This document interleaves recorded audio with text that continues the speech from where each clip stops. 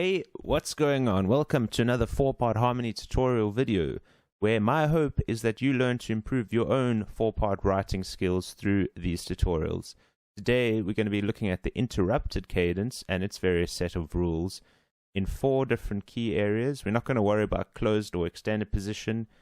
So yeah, if you missed any of our previous videos, they are linked down below. Otherwise, you can subscribe to the channel. It really helps us, and keep up to date with any new tutorial videos that come your way. So yeah, let's just get straight into it.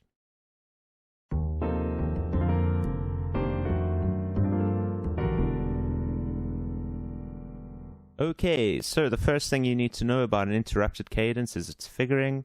The figuring is chord 5 to chord 6. Now, chord 5 is the dominant chord. As we know from video tutorial number 1, it is written as an uppercase 5 in Roman numerals. But chord 6, however, is a minor chord. So that is written as a lowercase 5-1 in Roman numerals. So the first thing we're going to do is we're just going to get our working down, and then we'll take it from there. So our first bar here is in C major. So our working for the 5 chord will be G, B, D. And for the 6 chord, A, C, E in the key of C major. So you'll notice that the bass is already put down. In reposition, we're going from G to A. The bass rises by step. So the interrupted cadence has its own set of rules that are extremely important to remember. The first one being that the leading note must always rise by step.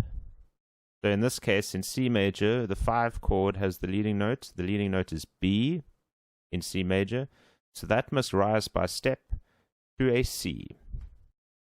The second rule that you must note is that because the bass voice is moving up by step and the leading note is moving up by step, the other 2 voice parts must move contrary to the bass. So that is rule number 2. And then finally, the third rule that is extremely important is that within the 6th chord, the note that we double is the 3rd. So in this case, that will be the C. So let us go and voice the 5 chord. We've got a G. Now we have a few options available to us, but more than likely what we will do is put down a D, and then for alto a G, and then our leading note will be in the soprano. That is the B. Okay, so let us now voice the 6th chord. So we have our A down. Now we need to have 2 C's. We must double that. Our leading note must rise, and the other 2 voice parts must move contrary to the bass. So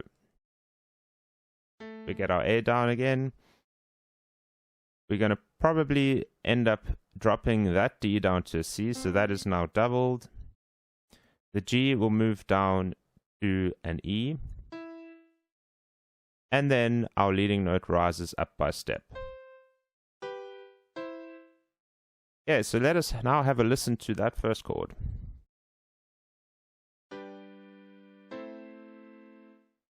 Yeah, you can hear it's interrupted, it's not complete. And that is obviously caused by that 6th chord voicing. So now let us take a look at G major. First thing we should do is get our working out done. So in G major, our 5th chord, G, A, B, C, D, D, F, A, F sharp A rather, and then in our 6th chord, we're going to simply have E, G, and B. So first thing we do, put down our bass notes. In this case, it's D. So I'll put it in the middle of the bass clef. Down to an E, or sorry, rather up to an E, moving up by step. Okay.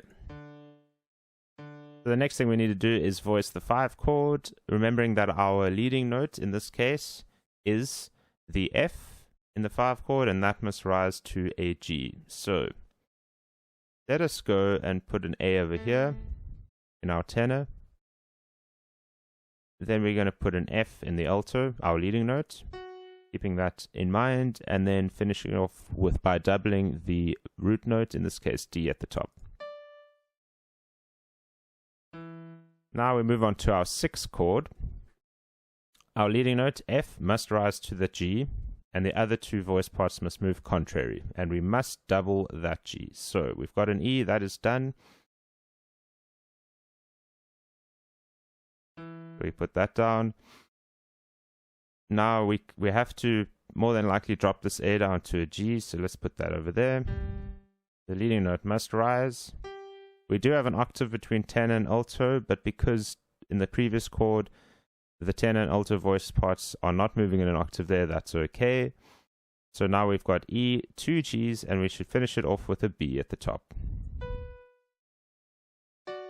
Now let us listen to that chord.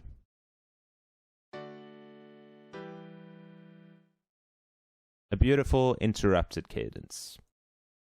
On to the next bar. We're now in the key of B flat major.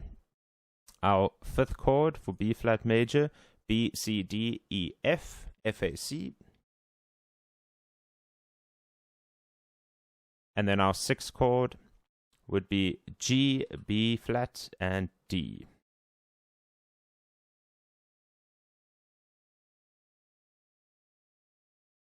Okay, again, just putting down our bass notes first and working up from that point. So in this case, we've got F to G.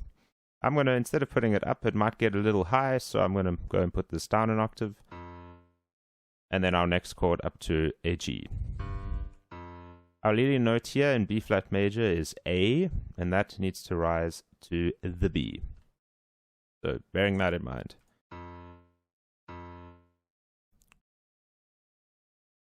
So I'm going to go from F to F. I'm going to put an octave there. And then we're going to go C in the alto and leading note in the soprano. Onto the sixth chord. We need to double our third now, and the leading note must rise. The A must rise up to that B at the top. So the other two voice parts must move contrary, just bearing that in mind. So we're going to go D over here, that F moving down to a D. And then we've got one G, so we need to have two Bs.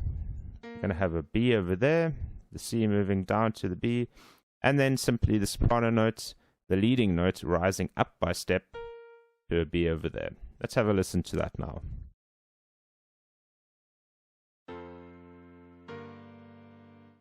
Also, quite a nice sound, especially in B flat major.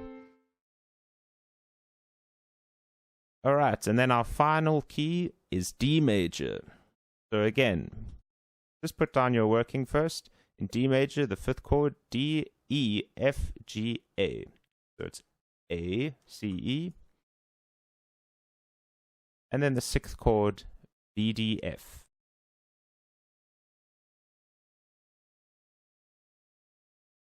Alright, so let's get our working done. Our bass note, A, rising up to a B. Okay, and now we just simply fill in the tenor, alto, and soprano voice parts.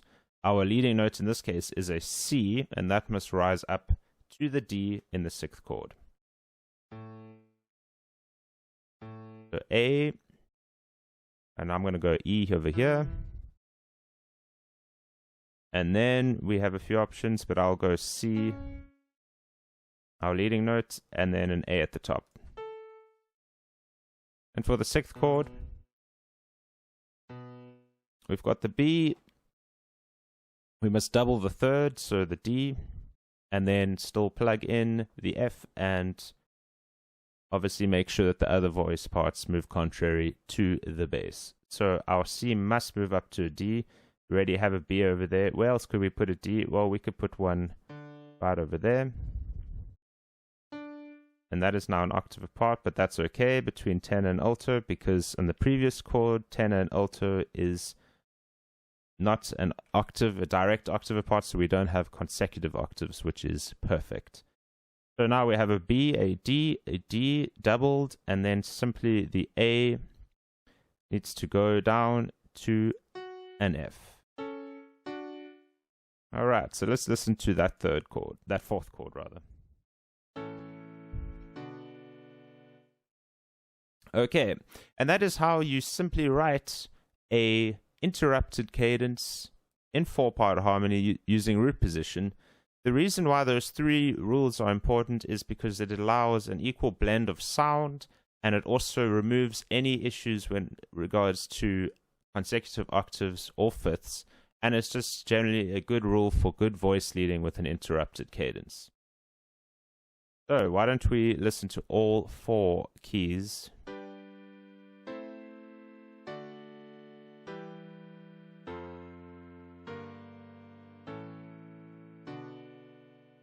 Alright, so that is a simple method to writing interrupted cadences in root position in a major key. If you enjoyed this video, please consider liking and potentially subscribing, as we do release tutorial videos on a regular basis.